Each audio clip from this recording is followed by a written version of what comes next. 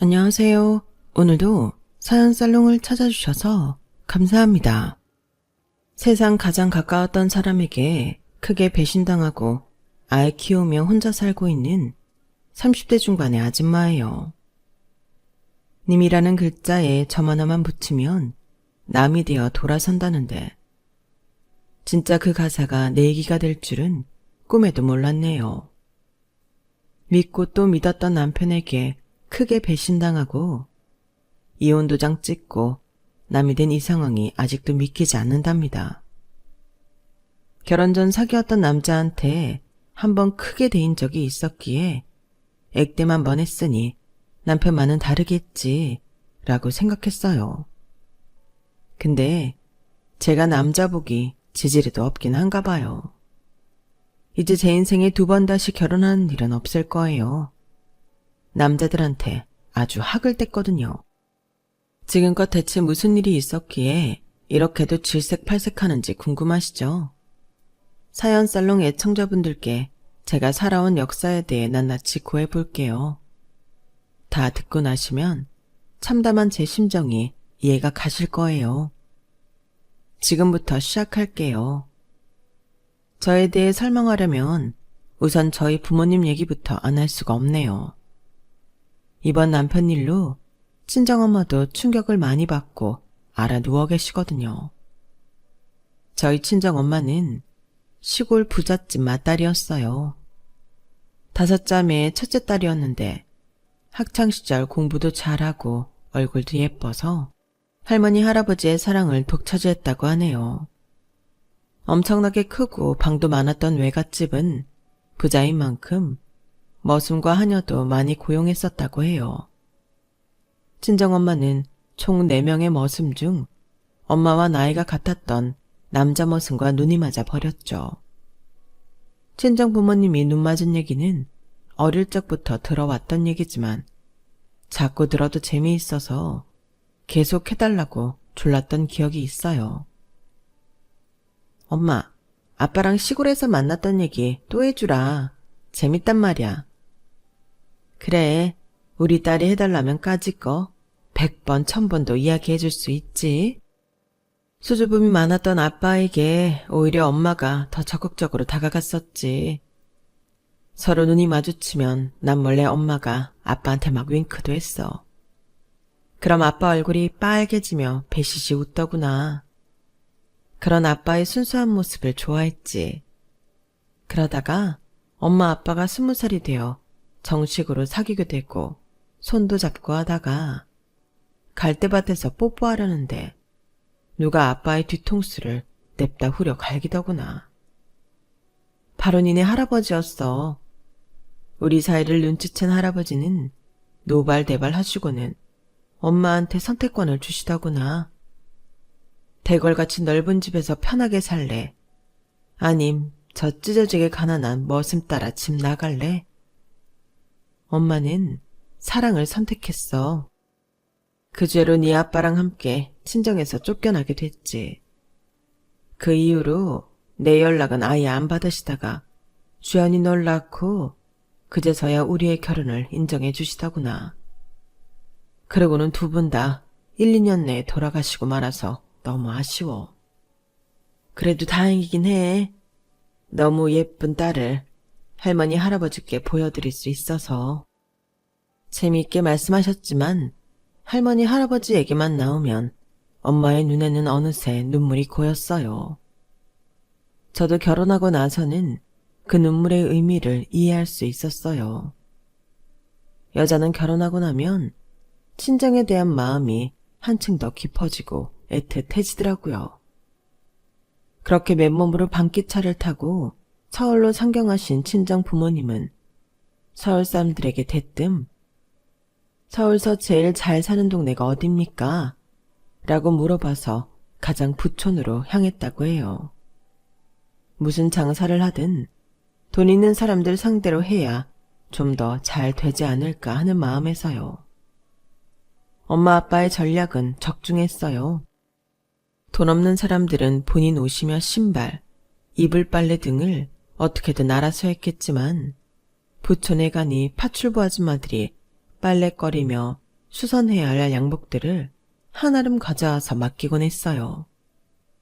세탁소 기술을 배워 조그맣게 차린 세탁소는 장사가 잘 되었고, 그 덕분에 저희 남매가 태어났을 땐 우리 집이 찢어지게 가난한 정도는 아니었어요. 중산층 수준 정도는 되었죠. 다 성실하신 부모님 덕분이었어요.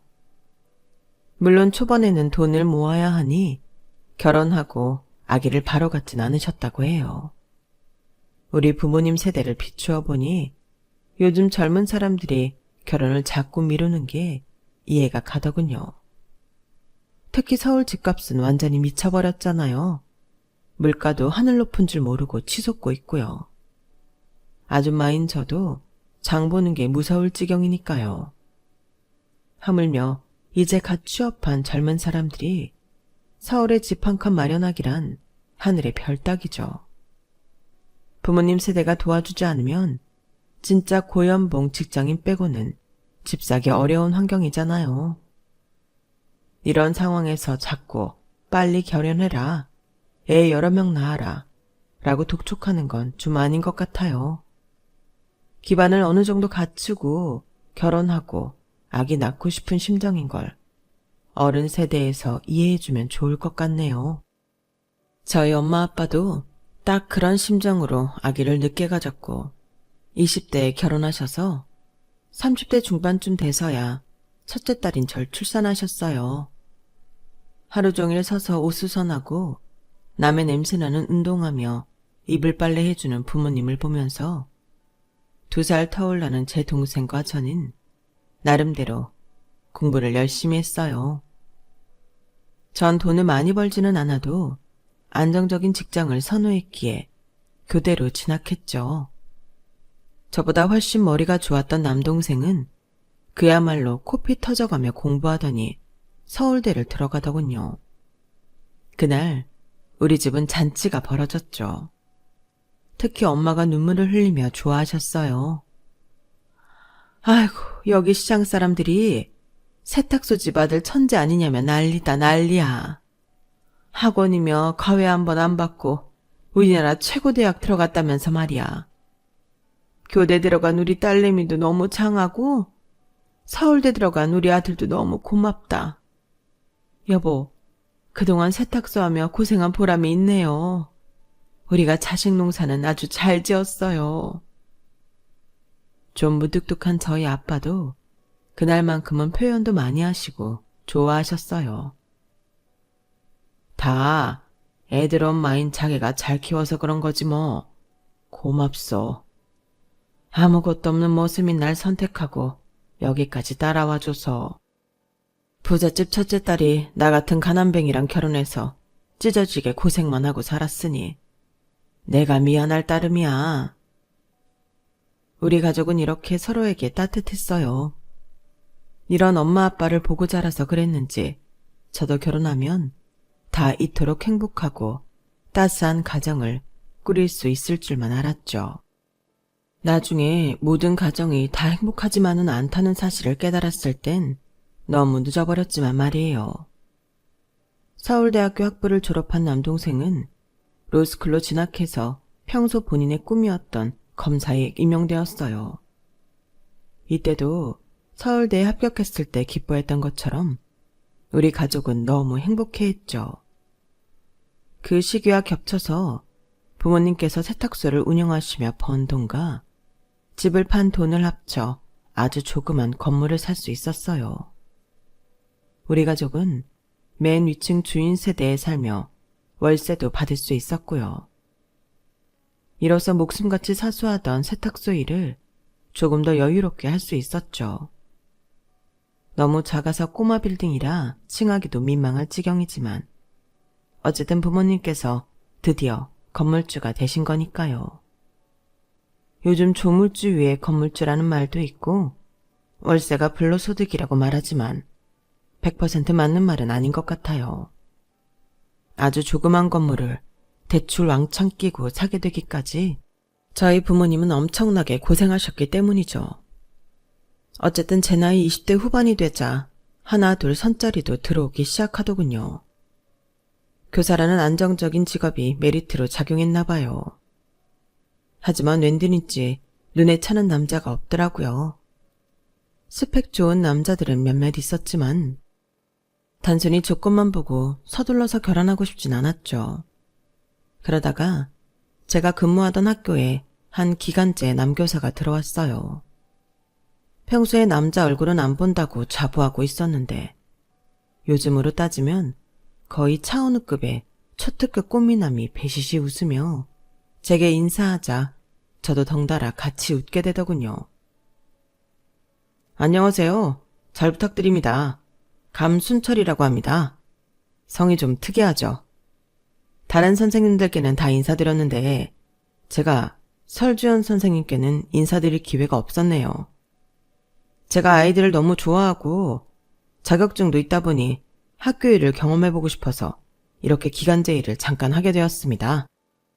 얘기로만 들었는데 정말 미인이시네요. 교사 안 하셨으면 모델 하셔도 될 뻔했어요. 저보다 더 예쁘게 생긴 꽃미남이 제게 웃으며 미인이라고 얘기하자 뭔가 마음이 콩닥콩닥 하더군요.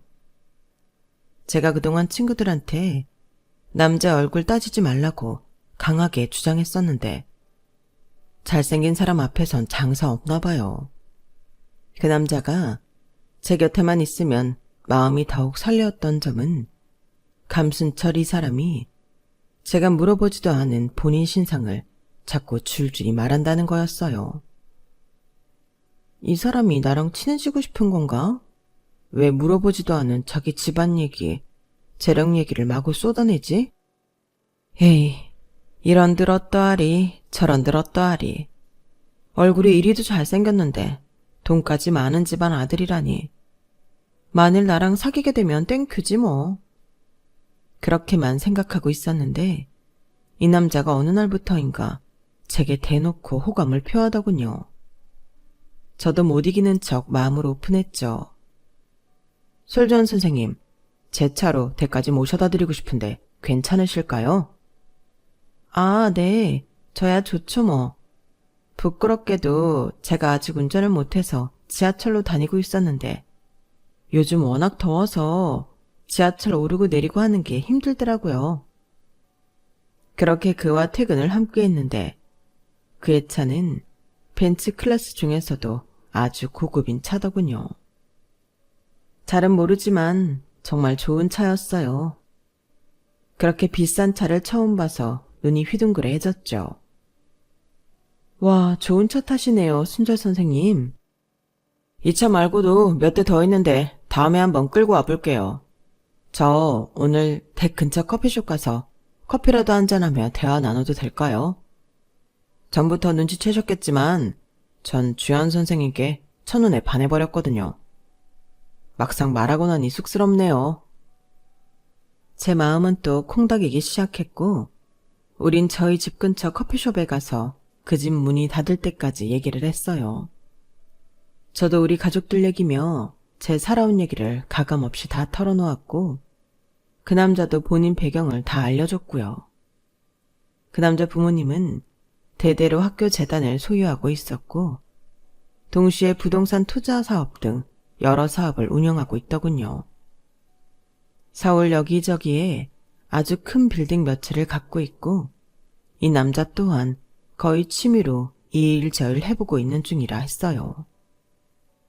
완전히 저 세상 사람들 얘기 같아서 들으면서 굉장히 흥미진진했는데 이 남자가 대화 말미에 저에게 프로포즈를 하더군요. 그래서 말인데요.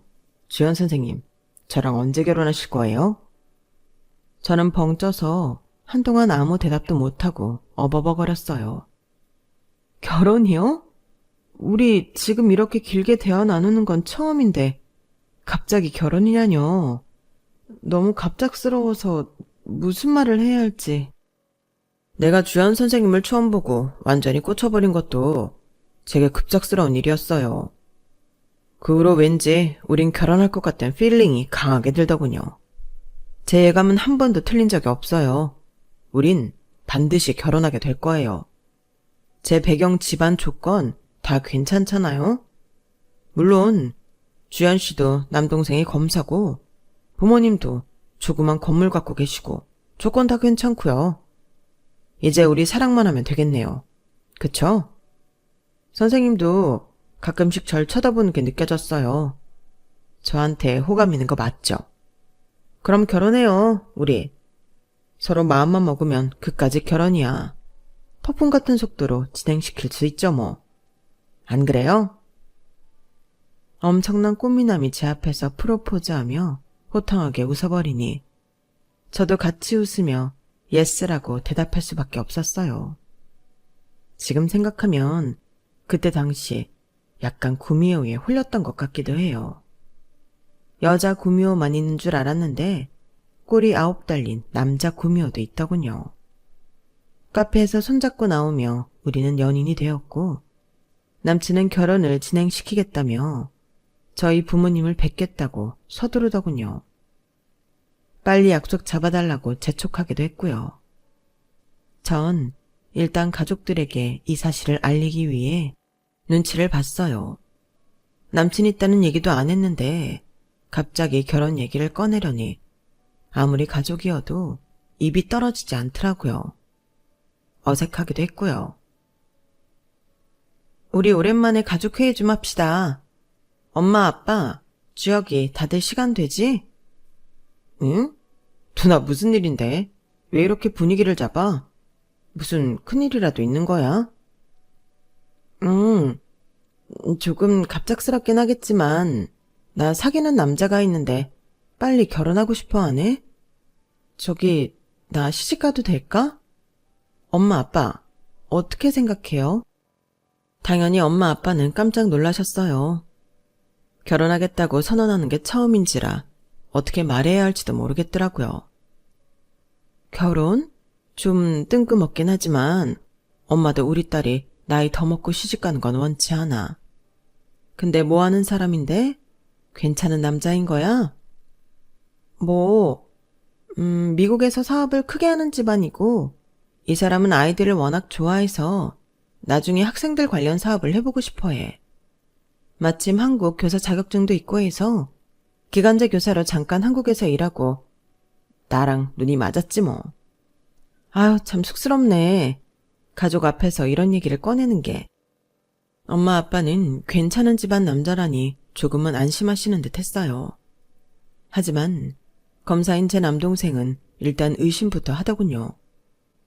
누나, 난 맨날 범죄자들만 만나니 모든 사람이 곱게 보이질 않네. 제대로 된 남자 맞아? 미국에서 사업한다고 뻥치고 여자 등쳐먹는 놈들이 한둘이 아니야. 미국물 먹으면 다 잘 사는 줄 아는 사람들이 아직 많으니 원. 전 그래도 내 남친인데 대놓고 안 좋게 말하는 남동생이 얄미웠어요. 주아가, 넌 아무리 직업병이라도 덮어놓고 의심하는 버릇 좀 고쳐라. 아무렴 누나가 선생님인데 제대로 된 판단도 하지 못하겠니? 엄마 아빠 당장 내일 모레 결혼하겠다는 거 아니니 너무 걱정하지 마세요. 잘 만나고 있을게요. 가족과의 대화는 대충 이렇게 마무리 짓고 학교에서도 비밀로 한 채 몰래 남친과 연애를 계속했어요. 추진력 좋은 남친은 끊임없이 결혼 얘기를 꺼내더군요. 자기야, 미국에 계시는 우리 부모님께 나 결혼한다고 말씀드렸어. 그랬더니 축하해 주시면서 미국 사업이 워낙 바빠서 결혼식 때나 볼 수 있을 것 같다네. 상견례 같은 건 다 패스해야 될 듯해. 결혼식 때 처음 만나서 인사드리면 되지 뭐. 안 그래? 아, 정말? 부모님 쿨하시네. 우리 진짜 결혼하는 거야? 결혼을 해본 적이 없으니 어떻게 준비해야 할지 막막하네. 열심히 정보 좀 알아봐야겠다. 그래요. 아참, 근데 우리 엄마가 예전에 산업 디자이너 출신이셔서 가구나 가전 디자인에도 굉장히 예민하셔. 취향이 아주 뚜렷하시지. 그래서 엄마가 미국 회사 근처 매장에서 직접 골라서 한국으로 전달해 주시겠다는데 어때? 강남에 이미 4명이로 아파트가 마련돼 있으니 자기가 혼수로 가정가구 해오면 될 것 같은데 혹시 생각하고 있는 금액이 어느 정도야? 글쎄, 내가 월급 최대한 모아놓은 게 1억 정도인데 많이 모자랄까? 강남 아파트값에 비하면 세 발의 피지만 나한텐 진짜 소중한 돈이야. 와, 학교 선생님 하면서 1억 모았으면 정말 절약했겠네. 대단해. 이렇게 검소한 여자를 아내로 맞이하는 게 나한텐 축복인데? 그럼 우리 엄마 말대로 합시다. 내가 계좌 알려줄 테니 1억 송금하면 될 것 같아. 아, 벌써? 일단 은행 몇 곳에 분산해서 예금 들어놨는데 만기가 3주 후야. 당연히 엄마 아빠가 주신 돈도 포함되어 있지. 만기까지 채우면 이자 몇 푼이라도 더 받을 수 있으니 3주 후에 송금할게 그럼. 3주 후? 그래요 그럼. 엄마한테 그렇게 말씀드릴게. 전 신부가 되는 꿈을 꾸며 결혼 준비를 하나 둘 해나가고 있었어요. 학교에서 함께 근무하던 동료들도 제가 뭔가 상기돼 있다는 걸 눈치채더군요. 설주한 선생님, 요새 연애하나 봐요. 얼굴이 더 예뻐졌는데? 기분도 좋아 보이고 말이야. 나만 알고 있을 테니 연애 스토리 좀 털어놔봐요. 그분도 저와 나이가 비슷한 미혼 여교사라 평소에도 친구처럼 지냈기에 감수철, 기간제 교사와의 사내 연애와 현재 결혼 준비 과정을 얘기했어요. 그런데 듣고 있던 상대 여교사의 얼굴이 허옇게 질리더군요. 설 선생님, 지금 누구라고 했어요? 감순철 교사요? 우리 학교 기간제 그 남자 교사 말하는 거예요? 결혼? 그 남자랑 선생님이 결혼을 한다는 거예요? 아니, 이럴 수가. 왜 그러세요, 선생님? 제가 사내 연애하고 결혼까지 한다는 게 학교에 많이 문제가 될까요? 그게 아니라 그 남자 나랑 다음 달에 결혼하기로 했어요.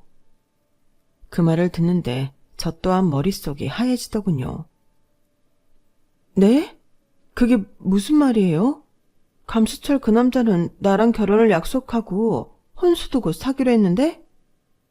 혹시 그 남자가 자기 엄마가 미국에서 혼수 골라준다면서 돈 붙이라고 얘기했나요? 전 이미 그 계좌로 7천만 원이나 보냈어요. 네? 저한테도 그러길래 예금 만기되는 대로 몇 주 후에 송금하기로 했는데? 아니 이게 어찌된 일이지? 감수철 이놈에게 바로 전화를 걸어봤어요.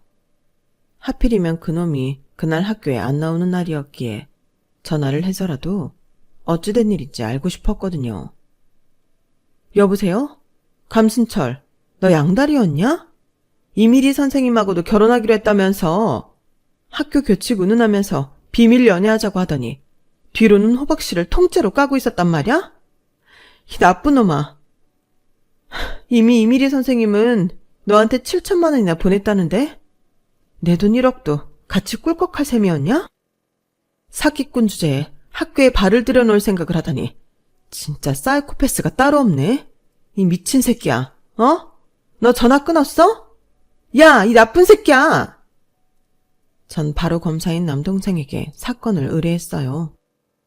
이로써 제 솜사탕 같았던 결혼 준비는 완전히 흙탕물로 변해버렸죠. 조사 결과 그 미친놈은 인근 사막교를 통틀어 미혼 여교사 5명에게 결혼하자며 돈을 뜯어내고 있는 중이었어요. 나머지 4명은 이미 그놈에게 돈을 송금했고 마지막 희생양인 제 돈을 끝으로 도주할 계획까지 세웠다더군요. 비참했어요. 나름 공부 열심히 해서 교사가 되고 똑똑하고 현명하게 살아왔다고 자부하고 있었는데 그냥 헛똑똑이 그 이상도 이하도 아니었던 거죠. 제 자신이 너무 한심해서 미치겠더라고요. 그 후로 밥도 안 먹고 퇴근 후 맨날 멍하니 누워만 있던 절 보고 안 되겠다 싶으셨는지 부모님께서는 한 가지 제안을 하셨어요. 지연아, 너 이렇게 시리에 빠져 밥도 안 먹고 그러다 죽어. 대한민국의 사기꾼이 어디 한두 명이더냐? 사기친 놈이 죽일 놈이지. 사기당한 너는 그냥 운이 나빴을 뿐이야. 마침내 이모가 선자리를 하나 주선해 준단다. 사람은 사람으로 잊어야 한다는 말도 있잖니. 아주 괜찮은 선자리니 한번 나가봐라. 호주에서 사업을 크게 하는 집안 아들인데 그 집 부모가 혼혈 손주는 안 된다며 무조건 한국 여자를 며느리감으로 찾고 있대. 전 남자한테 당한 이 판국에 또 남자 얘기를 꺼내는 엄마한테 소리를 버럭 지르고 말았어요. 엄마, 지금 나보고 또 결혼 어쩌고 얘기를 꺼내는 거예요? 외국에서 사업하는 집안 아들이라고? 또 사기꾼인 거 아니에요? 나는 남자라면 아주 학을 뗀 사람이에요. 제발 나 좀 혼자 내버려 둬요. 그런데 어쩐 일인지 엄마는 뜻을 굽히지 않고 계속 맞선을 권했어요. 우리 엄마도 옛날 사람인지 딸인 제가 30 넘어서 결혼하는 걸 원치 않으셨기에 마음이 급하셨나 보더라고요. 그 남자 성격이 워낙 순하고 착하며 집안까지 괜찮다기에 저도 마다할 이유는 없다고 생각했어요.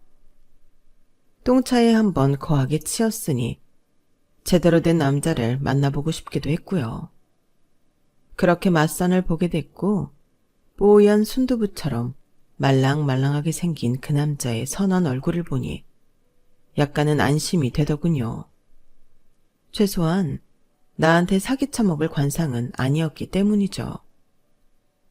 우린 선본 식당에서 스테이크와 파스타를 열심히 먹고 카페로 향했어요. 둘 다 서로 마음에 들어하는 게 느껴졌고 대화도 잘 통했기에 조금만 더 함께 얘기해보고 싶었거든요. 카페에 앉아서 커피를 주문했는데 아뿔싸 배에서 꾸룩꾸룩 소리가 나더군요. 평정심을 찾으려 했지만 도저히 참을 수가 없었어요. 석찬씨, 잠시 화장실에 좀 다녀올게요. 전 급동을 참느라 얼굴이 사색이 되어 얼른 화장실로 달려갔어요.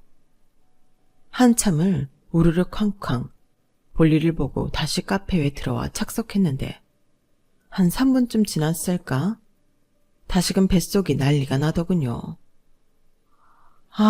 초면에 똥 싼다고 이렇게 화장실 들락날락거리고 이번 맞선은 물 건너 갔다. 이렇게 생각하고 급 우울한 표정으로 그 후로도 몇 번을 화장실에 들락날락거리다 도저히 안 되겠어서 맞선 난 김석찬 씨한테 단도직입적으로 말했죠. 죄송해요, 석찬 씨. 제가 급체를 했는지 뱃속이 너무 안 좋아서. 먼저 댁에 가시겠어요? 전 약국 들러서 약 먹고 따로 갈게요. 너무 민망하네요. 웃어서 죄송하지만 민망할 거 없어요, 주연 씨. 세상에 똥 안 싸는 사람이 어딨어요. 아까 먹은 이태리 음식들이 안 좋았나 보네요. 제가 집까지 모셔다 드릴게요. 약국도 같이 가요.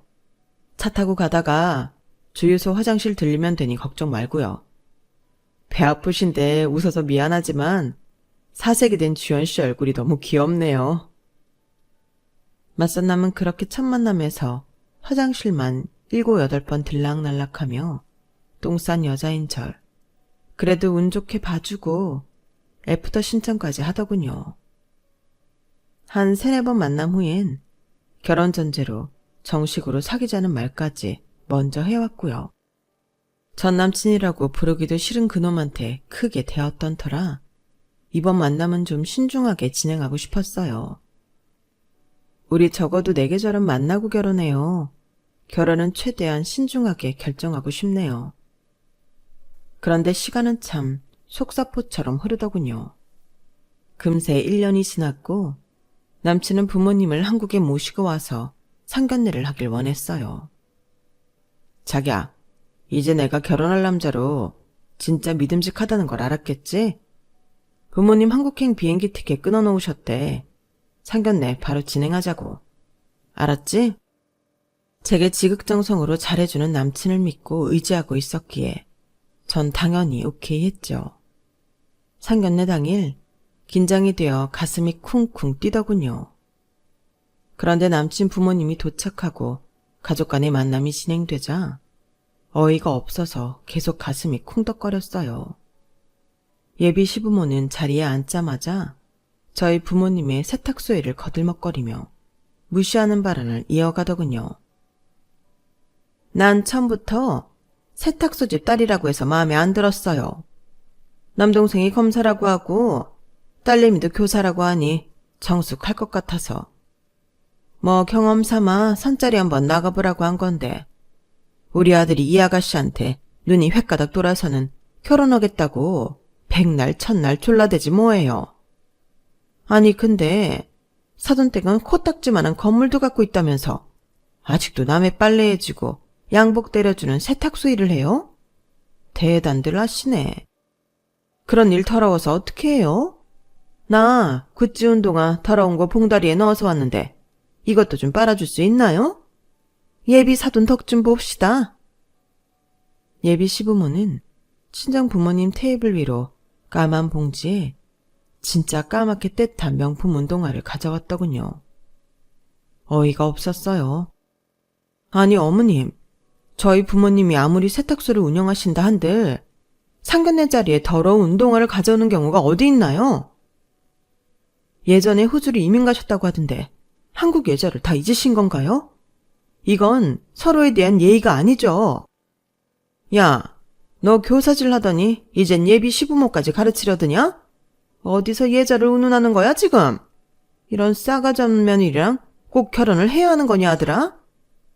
지금 비행기 시간도 가까웠는데 그만 일어납시다 여보.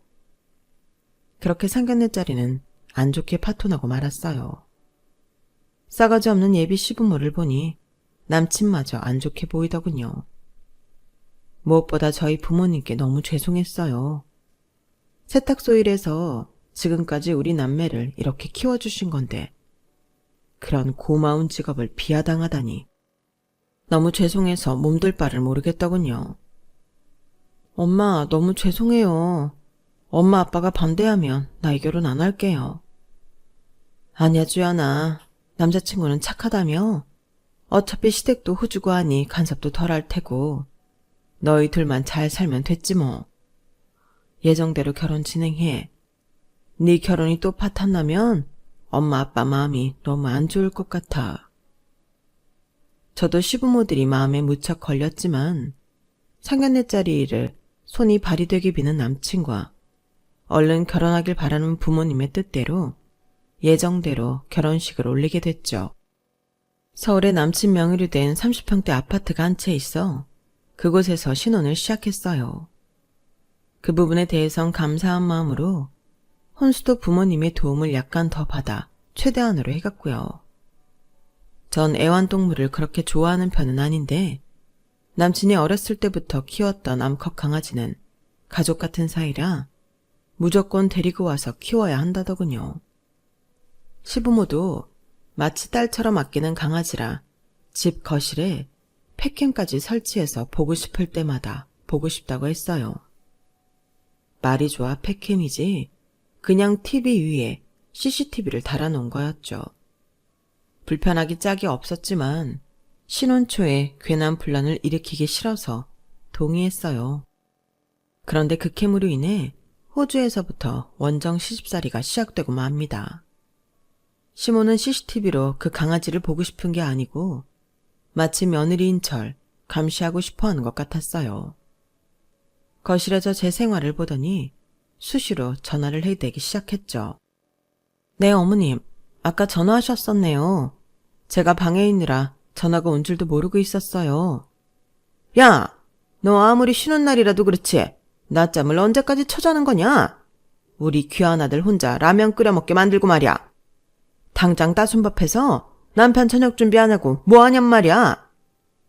아니 어머님, 거실 캠으로 제가 뭐 하는지만 들여다보고 계신 거예요? 이게 벌써 몇 번째예요. 완전히 원정으로 감시당하는 기분이라고요. 당장 이 CCTV 없앨 테니 그리 아세요. 남편은 시모한테 강아지 못 보여주는 걸 좀 아쉬워하긴 했지만 팩캠 없애는 걸 동의했어요. 그 후로 시모의 간섭이 좀 잦아들더군요.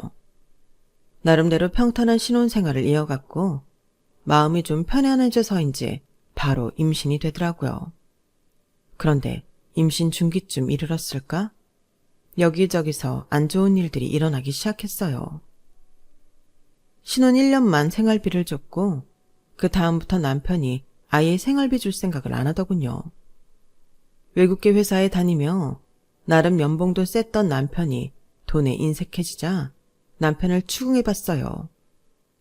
돌아오는 건 싸늘한 대답뿐이었죠. 미안해. 근데 너도 돈 벌잖아.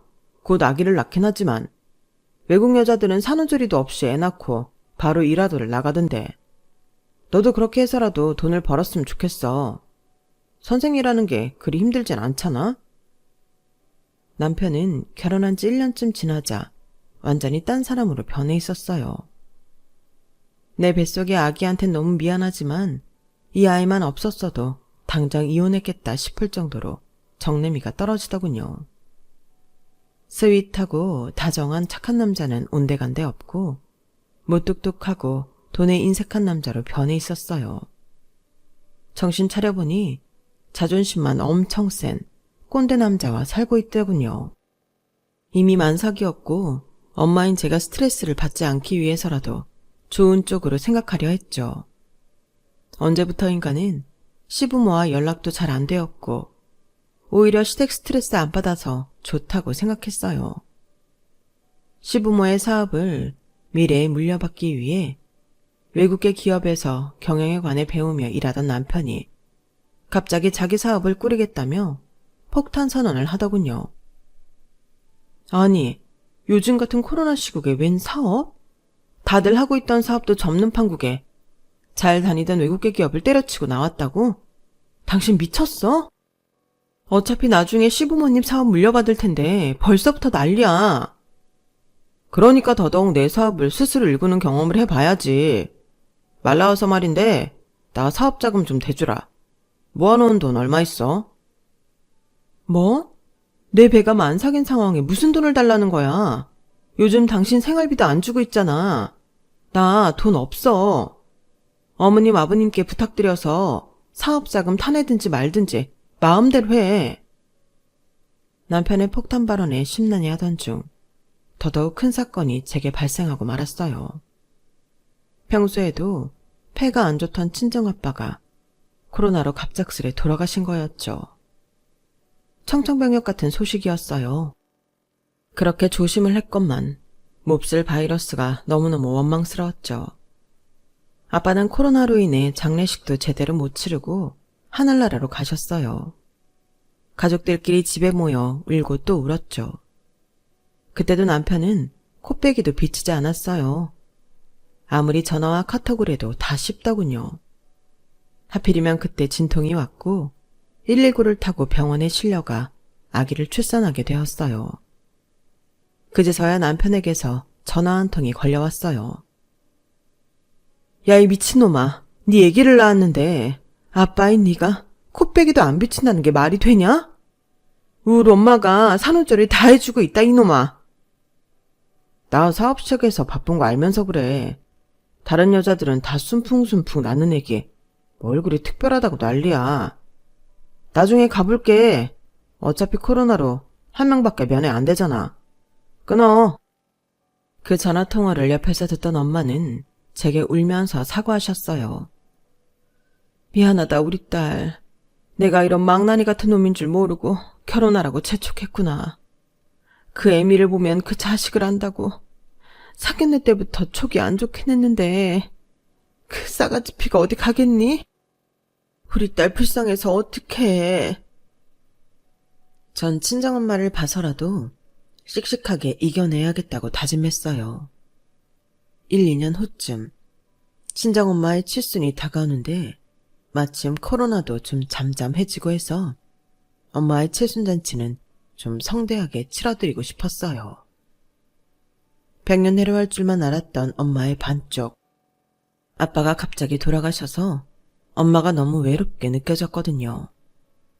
남동생과 상의하여 가족 친지들을 모두 초대하기로 했죠. 가정에 소홀하고 밖으로만 돌던 남편이 어쩐 일인지 장모의 칠순잔치에는 양복을 쫙 빼입고 나타났더군요. 남편한테 이런 모습이 있었나 싶을 정도로 친척들한테 예의 바르게 행동하며 신뢰를 주더군요. 무슨 말을 굉장히 심도 있게 하길래 옆에 들어보니 투자권이었어요. 제가 남편을 만류했지만 아랑곳 않고 권유를 계속하더군요. 꼭 장모님 칠순잔치에 와서 그런 얘기를 꺼내야겠어? 제발 그만 좀 해. 왜 자꾸 말리는 거야?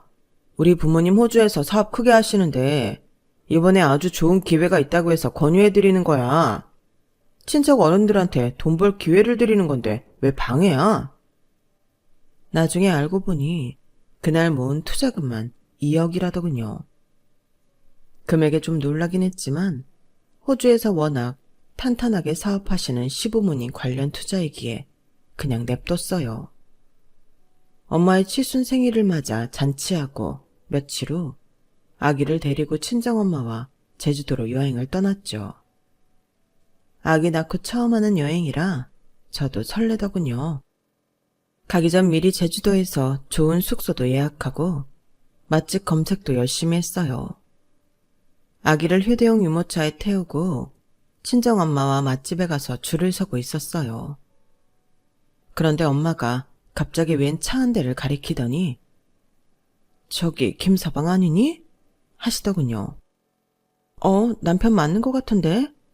아니 서울에서 사업한다는 사람이 왜 제주도에 내려와 있지? 뒷좌석에 앉은 사람은 누구야? 전 열이 받아서 차가 잠시 신호 타고 있는 틈을 타 얼른 남편을 불러 세웠어요. 자기야, 지금 여기서 뭐 하는 거야? 처음 보는 차인데? 서울 강남 사무실에서 사업하고 있다는 사람이 제주도엔 웬일이냐고. 남편은 저와 친정엄마를 보고는 화들짝 놀라더군요. 그러는 자기는 제주도에 웬일이야? 나 지금 대리 뛰느라 바빠. 이따 연락해.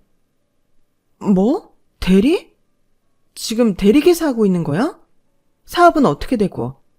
지난번 칠순잔치 때 친척들 돈 투자금이라고 가져간 2억은 어떻게 된 거냐고.